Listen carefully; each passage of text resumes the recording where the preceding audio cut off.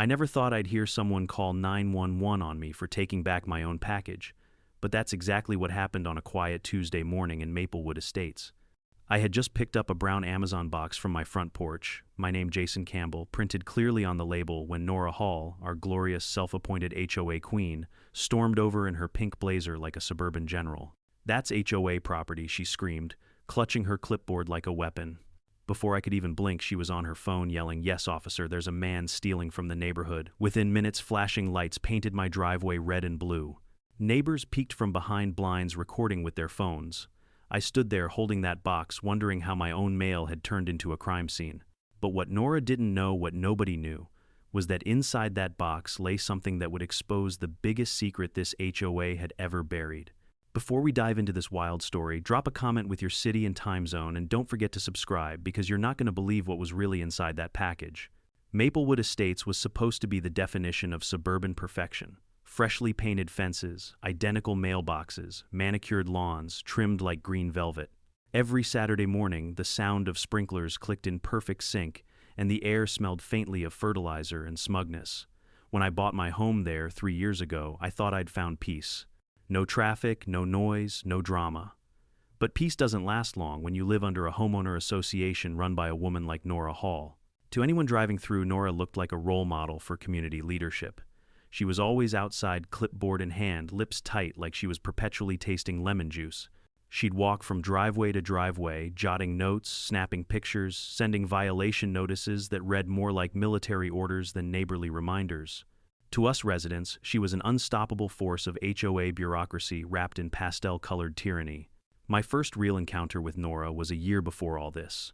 I was repainting my porch railing a soft gray color matching the house trim. She appeared out of nowhere like a hawk spotting prey. "That's not the approved shade," she said, flipping through a laminated color chart. "It's gray," I replied, brush in hand. "It's storm gray. Approved shade is driftwood gray, completely different tone. You'll need to repaint." And just like that, I learned that peace in Maplewood came with a color code. Still, I'm not the type to pick fights over paint. I repainted it, shrugged, and kept my distance from the HOA drama. For the most part, I worked from home designing drainage systems for small towns across the state and minded my own business.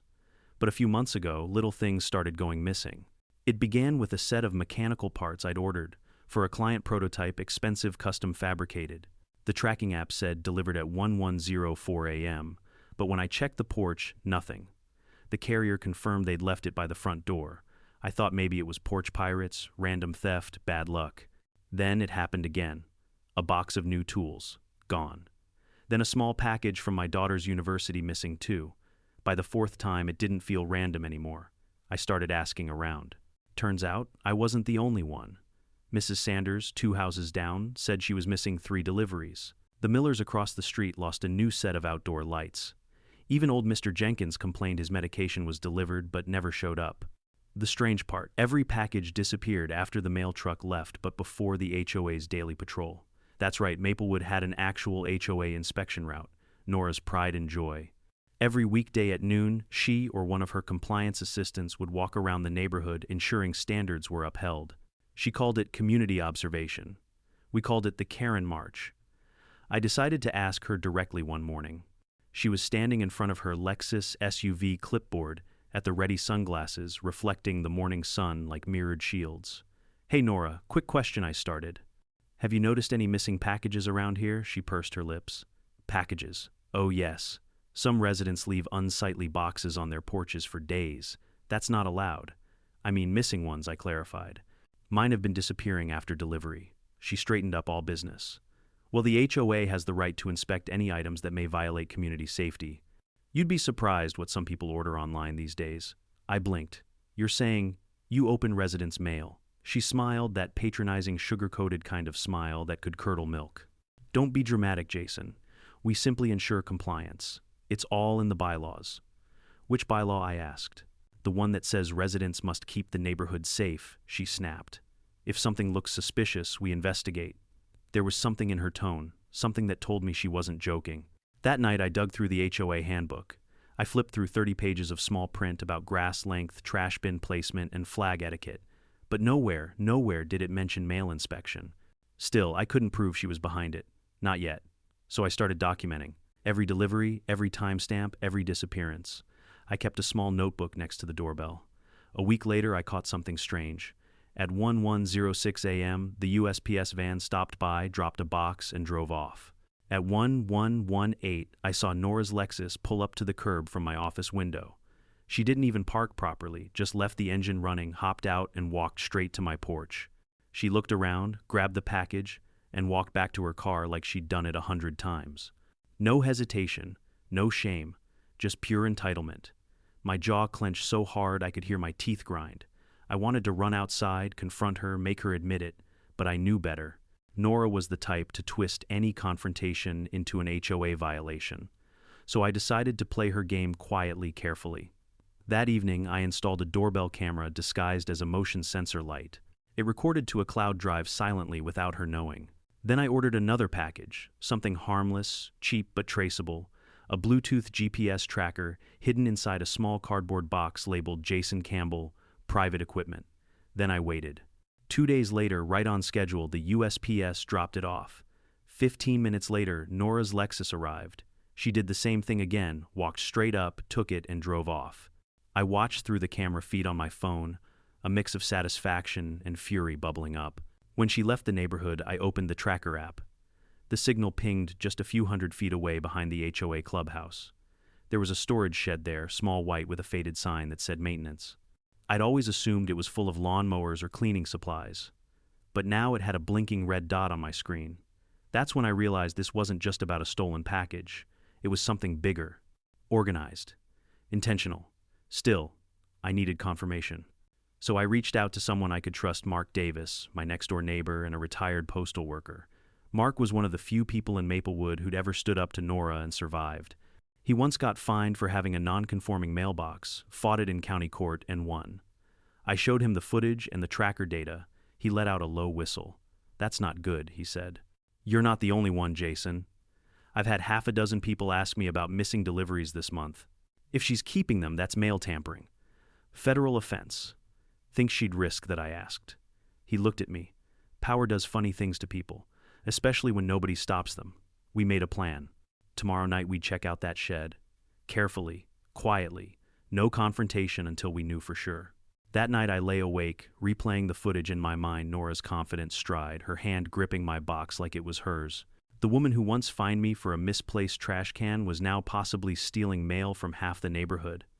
The HOA had rules for everything, grass, fences, porch lights, but apparently not for basic decency. I didn't know it yet, but what Mark and I would find inside that shed would turn our quiet little neighborhood into a federal crime scene, and it all started with one missing package. When the clock hit 11 p.m., Maplewood Estates was silent, the kind of silence only expensive neighborhoods could afford. Sprinklers hissed like snakes, porch lights glowed on identical driveways, and the world looked too peaceful for the kind of trouble brewing behind that HOA clubhouse.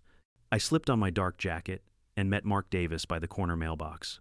He carried a small flashlight, and that cautious grin of his, the kind you get when you've worked for the Postal Service for 30 years and seen more fraud than friendship. "Ready," he whispered. "Ready," I said, though my heartbeat was far from calm. We walked quietly along the back trail that curved behind the tennis courts. Crickets sang. The smell of cut grass hung thick in the humid air. Ahead, the maintenance shed loomed in the dim glow of a single security bulb, its paint peeling the HOA logo half-faded like a forgotten promise. "This it?" I asked. "Yep," Mark said. "Postal records show it's been there since the 90 seconds. Never listed for storage, though. HOA added it without a permit." Of course they did. We crouched near the door. The lock wasn't heavy-duty, just a standard padlock, the kind you could buy at a hardware store.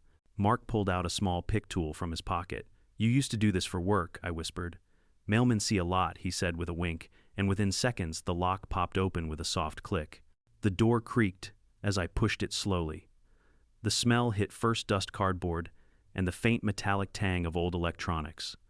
Then we saw it, stacks of packages, dozens, maybe hundreds, lined up from floor to ceiling. Some were still sealed, others torn open and retaped. Boxes from Amazon, USPS, FedEx, all mixed together. Names of half the neighborhood written on them in black marker. I felt my stomach drop. "What the hell?" I murmured.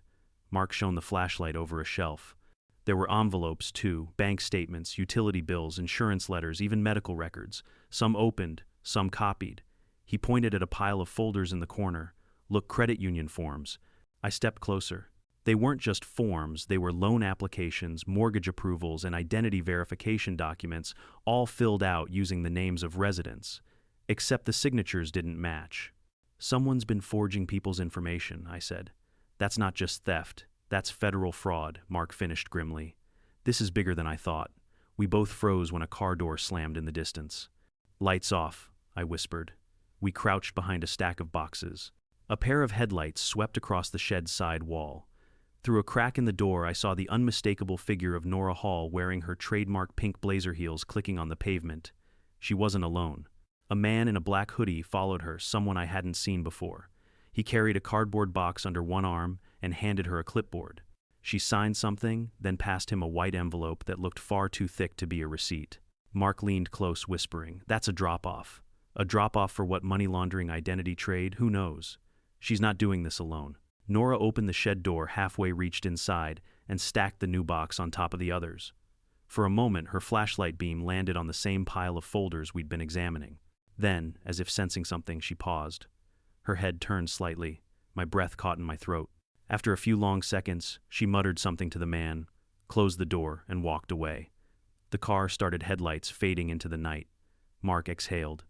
That was close. I nodded, wiping sweat from my forehead. We need proof. Enough to take to the feds. So we did what any sensible man would do. We started filming. I recorded everything with my phone camera, panning slowly across the shed, the stacks of stolen mail, the fake forms, the HOA stickers slapped onto boxes like official seals. Mark read out loud the names and dates as evidence. Then I spotted something on the far shelf, a small cardboard box labeled Campbell Private Inspection. That was mine. I grabbed it, cut the tape open, and inside found something that didn't belong to me at all. A flash drive wrapped in a folded HOA memo. The memo read, "Deliver to NH directly. Contains resident data for batch 3 verification." Mark looked at me. "Resident data? What the hell is batch 3? I pocketed the drive. "Whatever it is, it's going to the authorities." We closed the shed, locked it again, and slipped away through the shadows. Neither of us spoke until we reached my driveway. Mark turned to me. "Jason, be careful. She's the kind of person who'll destroy anyone that threatens her image. Don't confront her yet. Go through the postal inspector's office. Quietly." "I will," I promised. But the next morning, before I could even send the email, there was a sharp knock on my front door. When I opened it, Nora Hall stood there, clipboard in hand, face set in that familiar righteous fury. "Good morning, Mr. Campbell," she said sweetly. "We need to discuss a serious HOA violation." I kept my expression neutral. "What kind of violation?" She flipped through her papers theatrically. "Unauthorized surveillance. You've installed recording equipment facing community property. That's a breach of privacy and HOA Ordinance Section 12. "You mean my doorbell camera?" I asked. "Yes," she snapped. "You've been recording people without permission." I crossed my arms, including the people stealing my mail. Her smile faltered for half a second. "Baseless accusation. I expect your compliance. Remove the device or face daily fines." I stared at her, amused by how predictable she was. "You sure you want to make this official?" "I'm always official," she hissed, and handed me a yellow citation slip before strutting back toward her Lexus. As soon as she was gone, I looked at the notice. At the bottom where signatures went, I saw something strange, a second signature in faint ink initials I didn't recognize, DM. Mark later told me he'd seen those initials before on some of the fraudulent documents in the shed. Whoever DM was, they were helping Nora forge papers. That night, I examined the flash drive. It was encrypted, but the first folder that opened contained spreadsheets, rows of names, addresses, bank routing numbers. Some columns marked approved, others pending. My blood ran cold when I saw my own name listed under Phase 4, property conversion. Property conversion. They weren't just stealing mail, they were preparing to transfer home ownership titles into a shell company under the HOA's name. Nora wasn't just nosy. She was orchestrating a full-blown identity and property fraud operation. I didn't sleep that night. I copied all the files, uploaded them to cloud storage, and printed screenshots. By morning, I'd made my decision. It was time to confront her. I wasn't going to play defense anymore. She wanted to play by HOA law. Fine. I'd show her what federal law looked like. The next day, a new package arrived on my porch, plain brown, no return address. I waited. I knew she'd come. And right on cue, just before noon, I saw her Lexus roll up again. This time I was waiting outside. As her heel touched the first step, I said, "Morning, Nora." "Forgot something yesterday." She froze, startled. "Jason, this is an HOA inspection." I held up my phone showing the live camera feed of her from last week. "You mean like this inspection?" Her expression flickered from shock to rage. "You can't record me without authorization." "Funny," I said. "Neither can you steal from me without prison time." She lunged for the package, shouting, "That's HOA property." I caught it first, gripping the box tightly. "No, Nora, it's mine, and so is the evidence inside." Her voice cracked as she screamed, "I'm calling 911, and she did right there on my lawn, yelling into her phone about a dangerous man threatening community order. By the time the police arrived, half the neighborhood was outside watching, but this time I wasn't nervous. I was ready, because that box she was trying to steal, it contained printed copies of every file from that flash drive, and they were about to change everything. When the police car rolled away from my driveway that day, its lights fading down Maplewood Drive, I stood there with the box still in my hands. The officers hadn't arrested anyone, they'd just taken statements and advised us both to work things out civilly, typical suburban diplomacy. But as I watched Nora Hall march back to her Lexus with her usual self-righteous fury, I knew it wasn't over. Not by a long shot. The officers might not have cared, but I had something they didn't proof. And the more I thought about that flash drive and those files, the more something gnawed at me. There were hundreds of residents in Maplewood Estates. What if they were all targets? What if their mail identities, even their homes, were being stolen one spreadsheet at a time? Mark stopped by that evening, carrying 2 mugs of coffee and a cautious smile. "You okay, Jason?" "I will be," I said, setting the box on my table. "We've got enough evidence to make this real. I'm sending it to the postal inspector tonight." He nodded slowly. "You should, but just in case. Let's back it up again. Nora's the kind of woman who doesn't go down quietly." He was right. That night, while the rest of Maplewood slept, I uploaded everything: videos, spreadsheets, photographs onto 3 different cloud drives and 1 encrypted USB stick that I kept inside my toolbox. The last thing I needed was for it to disappear like everyone's packages. Still, part of me couldn't shake the curiosity. I wanted to see the operation with my own eyes again, this time in daylight, without shadows or doubt. So the next morning I grabbed my phone, got into my truck, and parked near the clubhouse. I sat there pretending to read a newspaper while watching the maintenance shed across the lot. At 10:42 a.m. sharp, Nora's Lexus arrived. She stepped out in heels and pearls like she was attending a board meeting, not running a criminal enterprise. 2 men were already waiting by the shed, both wearing plain clothes, one carrying a briefcase. They weren't HOA staff, I'd never seen them before. They opened the shed and I saw the interior for the first time in daylight. My stomach tightened. The place looked less like a storage unit and more like a distribution center. Rows of shelves filled with labeled boxes, clipboards hanging from hooks, a small table with a printer, tape gun, and even a laptop connected to a portable Wi-Fi router. This wasn't petty theft.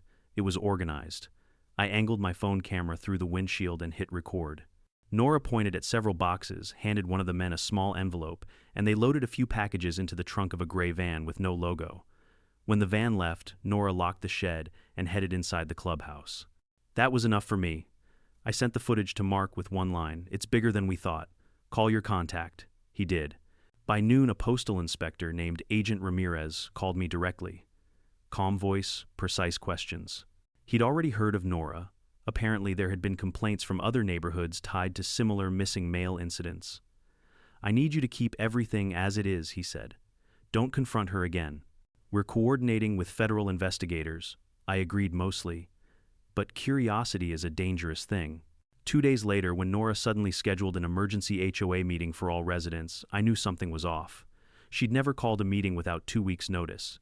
The email said mandatory attendance, discussion regarding community safety, compliance violations, and potential legal threats.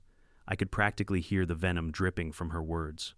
When I arrived at the clubhouse that evening, the parking lot was packed. Dozens of neighbors crowded inside, murmuring anxiously. Nora stood at the podium in front of her clipboard, replaced by a microphone. "Thank you for coming on such short notice," she began, her tone dripping with fake sincerity. "I'm deeply troubled by the recent wave of rumors and accusations circulating within our community. False claims about mail theft, fraud, and conspiracy are damaging the reputation of Maplewood Estates." She turned her gaze directly at me. "Certain residents," she said, "pointedly have chosen to defame this association through illegal surveillance and fabricated evidence. Tonight we're here to address these lies once and for all. Whispers rippled through the crowd. I didn't move.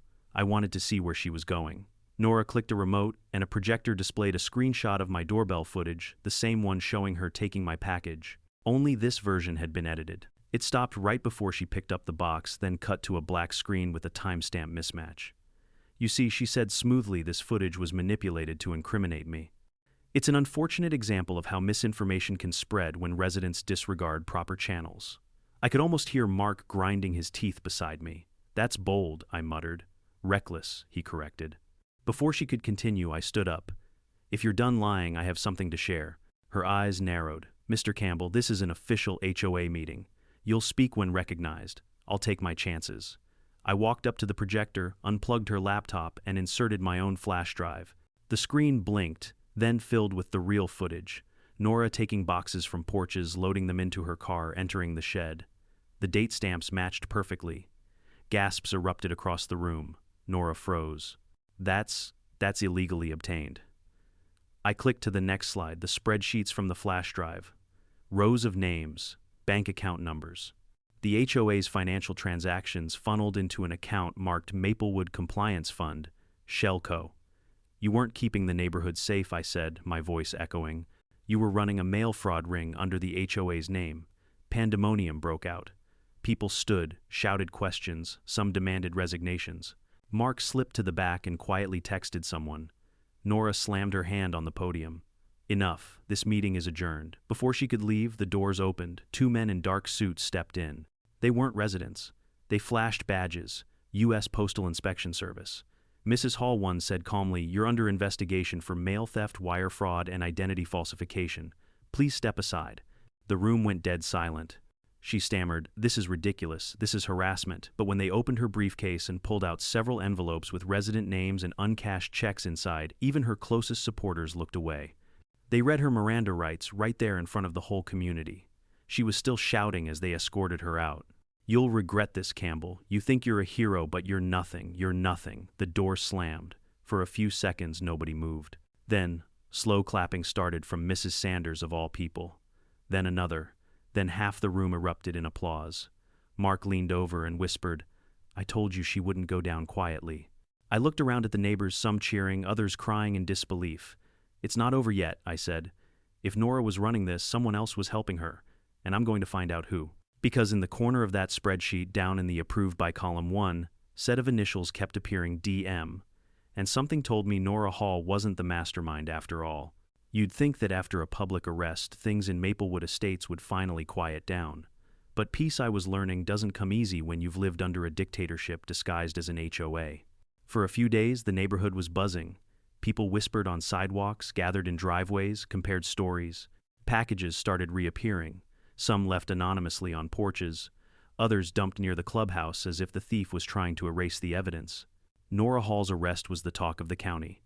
Local news vans rolled through, snapping photos of our perfect lawns and imperfect secrets. But deep down, I couldn't shake the feeling that something wasn't finished. For one thing, Nora wasn't in jail. At least not yet. The postal inspectors had taken her in for questioning, but because she was only under investigation, she was released pending further charges. And if there was one thing worse than a powerful HOA president, it was a cornered one. So when I saw her Lexus reappear outside my house 3 days later, my stomach sank. It was just past noon, sunlight glaring off her windshield. She stepped out wearing a pale blue suit, this time hair perfectly curled, clipboard still in hand, like nothing had happened. "Afternoon, Jason," she called out sweetly, her voice dripping with artificial charm. "We need to discuss your repeated violations." "Violations?" I asked, standing on my porch with folded arms. "Pretty sure I'm up to code unless exposing a criminal enterprise counts." She smiled, that sharp, condescending grin she'd perfected over years of power trips. "Your sarcastic tone is duly noted. But according to HOA Section 14, all community members must cooperate with ongoing audits. That includes surrendering any unlawfully obtained materials. I'm here to collect them." I stared at her, momentarily speechless. "You mean the evidence you got arrested for?" Her expression tightened. "Allegedly arrested. And I'd be careful throwing around such defamatory language. You may not realize this, Jason, but the HOA board still legally recognizes me as interim president until a formal vote." "Pretty sure the FBI doesn't recognize that bylaw," I said, stepping closer. That's when I noticed something tucked under her arm. a small, brown box. "Funny," I said. "You brought a package." "Thought you didn't do deliveries anymore." Her smirk deepened. "Oh, it's for you. A formal notice of property reassessment."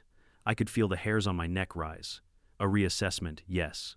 Based on certain financial irregularities discovered in your homeowner file. It seems there's been some question about the original deed transfer." I laughed in disbelief.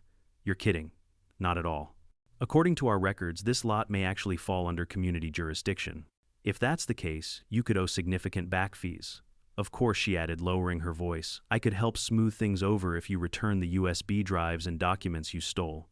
I stared at her for a long moment. Then I said quietly, "You forged those documents, Nora. I've seen them. Every fake signature, every false account." Her eyes flickered just for a second. "You don't know what you're talking about." I stepped off the porch. "No, I do. And so does Agent Ramirez." "You really want to play this game again?" She raised her chin defiantly. "Don't test me, Jason. You're tampering with HOA property and federal investigations. One phone call and you'll be in handcuffs." "You already tried that, remember," I said. Her jaw clenched. "Then I'll try again." And before I could say another word, she pulled out her phone, dialed 911, and started yelling loud enough for half the block to hear. "Yes. Hello, I need the police immediately. There's a dangerous man threatening me outside his home. He's refusing to return stolen property belonging to the Maplewood Homeowners Association." Neighbors peeked from their windows again, just like before. Some even stepped out onto their lawns, cameras ready. I looked at her and shook my head. You never learn. Within minutes, a patrol car pulled up. 2 officers stepped out, same pair as last time. One recognized me immediately. "Afternoon, Mr. Campbell," Officer Riley said tiredly. "Another dispute." "You could say that," I replied. "Same package, same woman, same lie." Nora turned on the dramatics. "Officer, he's withholding confidential HOA documents. Those belong to the community, not him." The officer looked at me. "You have any proof they're yours?" I held up the package she'd brought. "Actually, yes. She just tried to serve me this. You might want to check what's inside." Riley sighed, took the box, and opened it carefully. Inside wasn't any reassessment notice. It was a stack of blank HOA fine slips pre-signed with Nora's initials and several USB drives labeled with residents' names. The second officer whistled softly. "Looks like someone's been printing their own violations." Nora's face went pale. "That's not mine. He planted that." "Then why's your signature on every one?" I asked calmly. For a moment, everything went quiet except the sound of cicadas humming in the summer heat. Then Riley turned to me. "Mr. Campbell, we'll take this as additional evidence. You're free to go inside." Nora's voice cracked. "You can't do this. I'm the HOA president." Riley looked at her, unimpressed. "Ma'am, that's not a government position," she screamed as they led her toward the curb for questioning again. "You'll regret this, Jason. You think this is over. You don't even know who you're dealing with." And then she said something that sent a chill down my spine. "DM doesn't forgive mistakes." The name hit me like a cold wave. DM. The initials I'd seen in every spreadsheet, every forged document. Whoever they were, Nora clearly answered to them. After the police drove away with her, I stood alone on my porch, staring at the quiet houses, the trimmed hedges, the fake peace of Maplewood Estates. I called Mark immediately. "She said DM again," I told him. "It's not her acting alone. There's someone above her." Mark was silent for a moment. Then he said, "You'd better sit down for this. Ramirez called me an hour ago. They traced some of the financial accounts linked to those fake HOA funds, and they lead to a company registered in Delaware called Dominion Management LLC. Guess who signed the incorporation papers?" I already knew the answer. "DM. Yeah," Mark said grimly. "And get this, it's not just Maplewood. There are 6 other HOAs across the state under that company's control. Same bylaws, same complaint patterns, same missing mail reports." A chill crept down my back. "So this isn't just fraud, it's a network." "Exactly," he said. "And we think Nora was one of several local managers. The real boss is still out there." I looked across the street at the identical houses lined up like soldiers. A car drove past slowly, windows tinted black. It paused for a second near my mailbox, before continuing down the road. "Mark," I said quietly, "I think they already know I'm next." He didn't argue. "Lock your doors, Jason, and don't go near the clubhouse again until the feds say so." That night, I sat by my window watching every passing car. Every pair of headlights felt like eyes. The suburban perfection of Maplewood suddenly looked like a movie set too neat, too quiet, too rehearsed. At 11:47 p.m., my doorbell camera pinged. Movement detected. I opened the live feed and froze. Two figures stood near the maintenance shed, their flashlights darting inside. One of them was clearly Nora, hair tied back, moving with desperate speed. The other was a tall man in a dark coat. I couldn't see his face, but on his shoulder, embroidered in faint white letters, were the initials DM. The man handed Nora something metallic, a lighter. She flicked it once, twice. My blood ran cold. They were going to burn the evidence. I grabbed my keys and ran for the truck. Not tonight, I muttered. Not in my neighborhood. Because if Nora wanted to erase her crimes, she was about to find out that some fires only make the truth brighter. By the time I tore out of my driveway, tires spitting gravel down Maplewood Drive, the night sky had swallowed the neighborhood in that heavy pre-storm stillness that makes every sound echo twice. My headlights cut across perfect lawns and identical mailboxes until I turned the corner toward the clubhouse. And there they were, Nora Hall and the mysterious man marked DM, crouched by the maintenance shed, flashlights bouncing off the white siding. Smoke curled from the corner where a metal trash can burned faintly, filling the air with the sharp tang of melting plastic and paper. My stomach twisted. They were burning the evidence. I slammed the truck into park and jumped out. "Hey," I shouted, running toward them. "Step away from that shed." Nora whipped around, eyes wide, face lit orange from the fire. "Jason, don't," she screamed, but it wasn't a warning, it was pure anger. The man beside her turned slowly. He was taller than I expected, broad shoulders, close-cropped hair, a smooth, unreadable face.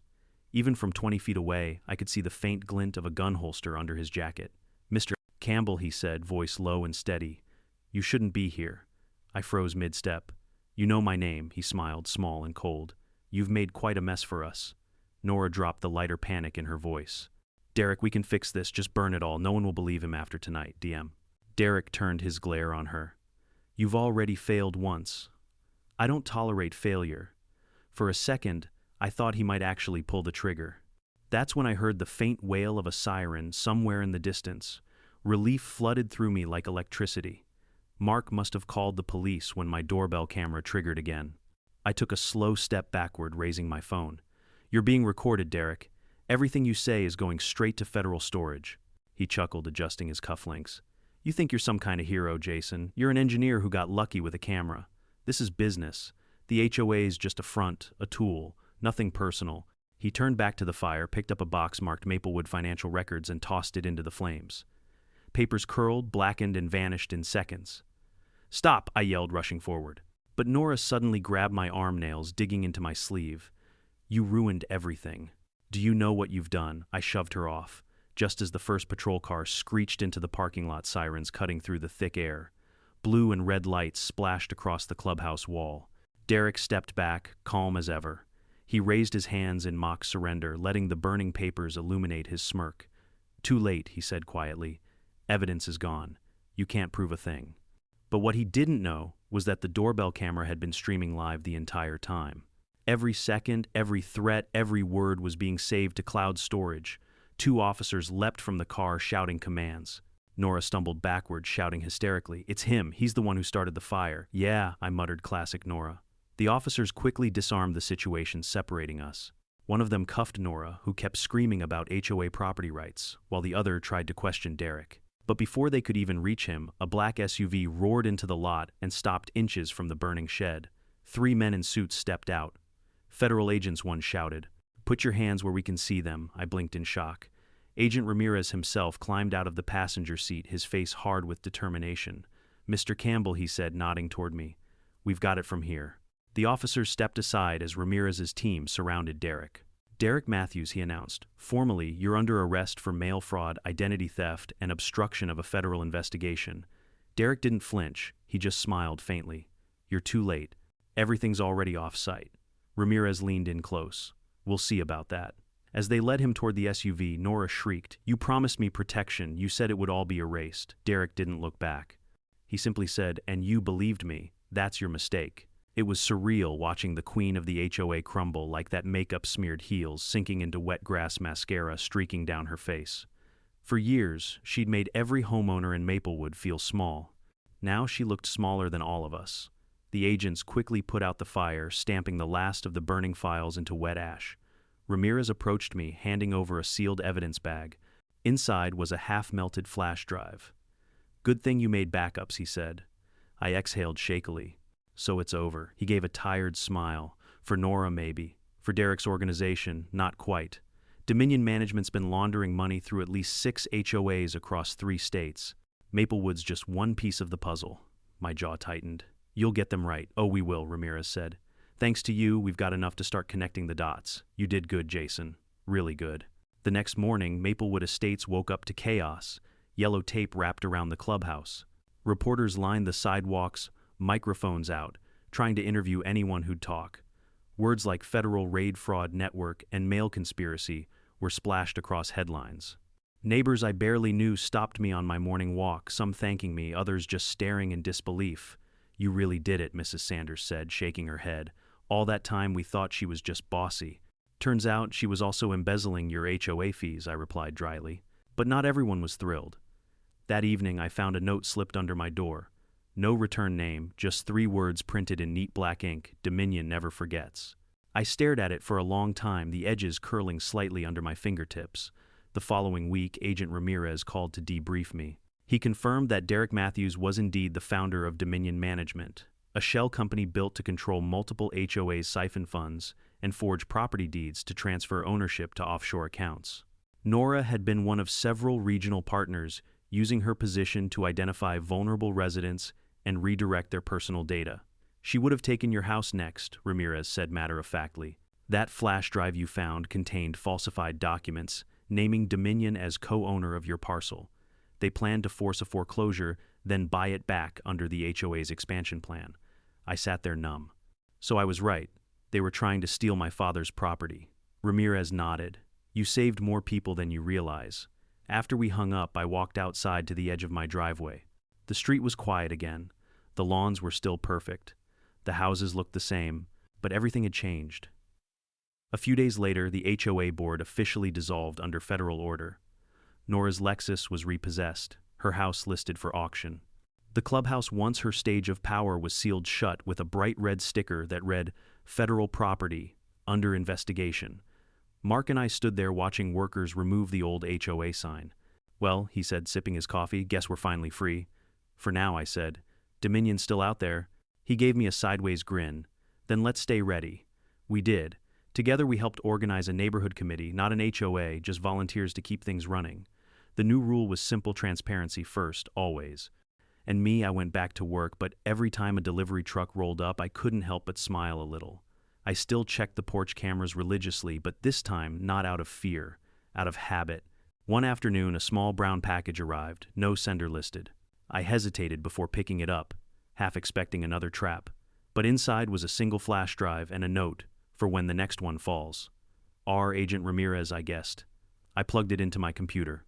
It was a database names of HOA presidents, addresses, and hidden accounts across several states. Dominion's web still alive, still moving. I knew what that meant. This wasn't just a story about one neighborhood. It was the beginning of something much bigger. I closed the laptop, looked out my window at the calm streets of Maplewood, and said quietly, if they come for me again, they'll find I'm not the same man they fooled before.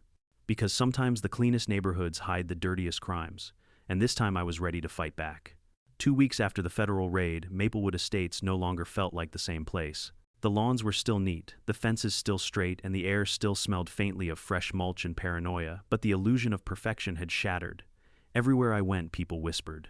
Some thanked me, calling me the guy who stopped the HOA mafia.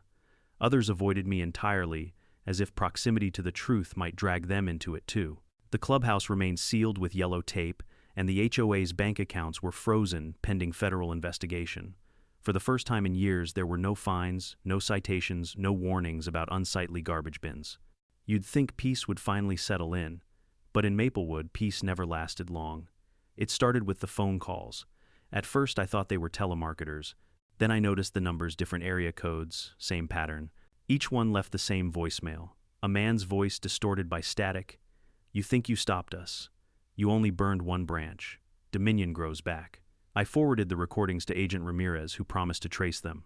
But his voice on the phone sounded uneasy, like even he wasn't sure how deep this went. By the end of the week, a black SUV began idling near the edge of the neighborhood, unmarked tinted windows, the kind that screamed watch list. It didn't move, didn't park illegally, just sat there. Mark noticed it too. Maybe they're feds, he said one morning, squinting through his binoculars. Or Dominion, I replied. Same difference at this point. He laughed softly. Careful, Jason. You're starting to sound like a man who's seen behind the curtain. I said, staring down the street where the SUV sat like a shadow that refused to blink. And I didn't like what was back there. Meanwhile, Nora Hall had gone silent. After her arrest, she'd been transferred to a federal detention facility pending trial, but then nothing. No updates, no appearances, no mugshot leaks. A rumor spread that she'd made a deal to reduce her sentence. Another claimed she'd been moved into witness protection. I didn't believe either. Nora wasn't the type to cooperate. She was the type to plot. Then one morning I received a certified letter. No return address. Just my name written in looping cursive that made my gut twist with recognition. Inside was a single page. You think you're the hero, Jason, but Dominion isn't done with Maplewood. Look closer at what they're building behind your father's land. You missed something. N.H. For a moment I stood frozen in my kitchen, the paper trembling in my hands. Behind my father's land, my father's property bordered a patch of undeveloped woods just outside the HOA boundary, the last untouched acre before city zoning began. I'd always assumed it was worthless scrubland. Until that moment. That afternoon I drove out there. The dirt path was overgrown but familiar. My dad used to bring me here to hunt for wild blackberries when I was a kid. At the edge of the property, where the trees thinned out, I saw something new: survey stakes. Bright orange, freshly hammered into the ground. Each one marked DM Property Holdings. I crouched down, tracing the letters with my thumb. Dominion Management. The same shell company. They were expanding. I pulled out my phone and started recording. The stakes led in a line toward a clearing where a large metal container sat half buried in the dirt. A padlock sealed it shut. Inside, something hummed faintly. For a moment I thought about calling Ramirez immediately, but curiosity won.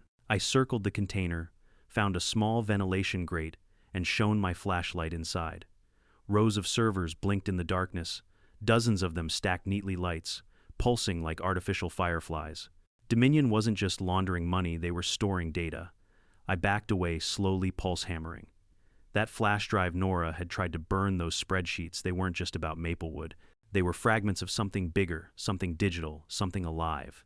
Just as I reached my truck, I heard the crunch of tires behind me. The same black SUV rolled up, stopping halfway down the path. The driver's window lowered and a familiar voice called out, "Mr. Campbell, you've been busy." It was Derek Matthews. Except this time he wasn't in a suit.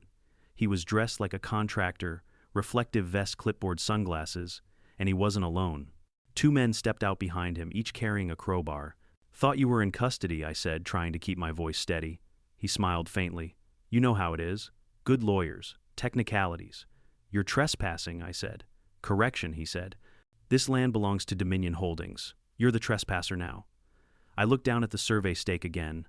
My father's name had been scratched off in small print at the bottom, replaced with a digital stamp. "I know you forged that," I said. "You can't just—" He raised a hand. "Jason, you don't get it. Dominion isn't a scam. It's a system.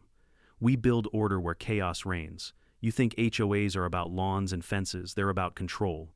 And control is money." Behind him, one of the men unlocked the container, revealing the rows of servers inside. Cool air hissed out. "This is Maplewood's legacy," Derek continued.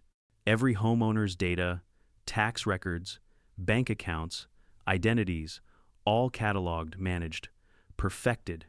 You exposed the first stage, sure, but stage 2's already live. Across the state." I stepped closer, anger flaring. "You're stealing people's lives." He smirked. "We're organizing them." Before I could reply, a voice shouted from the woods. "Federal agents, drop your weapons." Agent Ramirez emerged with a tactical team, rifles drawn, badges glinting. Derek barely flinched. "Took you long enough," he said. The men with crowbars tried to run, but were tackled immediately. Ramirez approached Derek, eyes burning. "You didn't think we'd track the signal from those servers. We've had them pinging your satellite uplink for days." For the first time, Derek's composure cracked. "You can't stop Dominion," he hissed. "It's already replicated. You shut this one down, 10 more go online," maybe, Ramirez said. "But you won't be around to see it." As the agents cuffed him, I looked back at the container. One of the servers sparked, flickered, and then went dark. Ramirez turned to me. "You shouldn't have come out here alone, Jason." I shrugged. "Would you have believed me otherwise?" He smiled tiredly. "Fair point." 2 hours later, the clearing was swarming with federal vehicles. Technicians unplugged servers, agents photographed documents, and one by one, Dominion's digital heart was dismantled. As the last of the equipment was loaded into trucks, Ramirez approached me again. "We found something you'll want to see," he said, handing me a folder. Inside were scanned property deeds, dozens of them. My father's was at the top. Dominion had tried to transfer ownership to a holding trust weeks before Nora's arrest. "You were their prototype," he said quietly. "The first test case. If they could take your property, they'd move to the next HOA and the next, until they owned entire communities through forged paperwork." I let out a shaky laugh. "Guess they picked the wrong engineer. Guess they did." When I got home that night, the streetlights flickered like Morse code, and for the first time since all this began, Maplewood felt calm. But as I sat on my porch watching the shadows stretch across the cul-de-sac, I thought about Derek's last words. "You can't stop Dominion." Maybe he was right. Maybe they'd rebuild somewhere else, under a new name, a new HOA, a new smiling face with a clipboard. But at least here, for now, the fight was over. I reached for my coffee, looked up at the quiet rows of houses, and whispered, "Not in my neighborhood." Because even if Dominion grew back, they'd know one thing: Jason Campbell was still watching. The morning after the Dominion servers were hauled away, Maplewood Estates looked like a ghost town, dressed in perfect symmetry. Every window was closed, every curtain drawn, and every neighbor avoided eye contact. The HOA sign that once displayed pride in community now stood bare, its paint stripped by the FBI during evidence collection. I sat on my porch, sipping coffee, trying to process the quiet. For the first time in months, there were no fines taped to doors. No HOA patrol cars circling, no Nora Hall with her clipboard measuring lawn heights. Just silence and the faint hum of normal life returning. But peace didn't feel like I thought it would.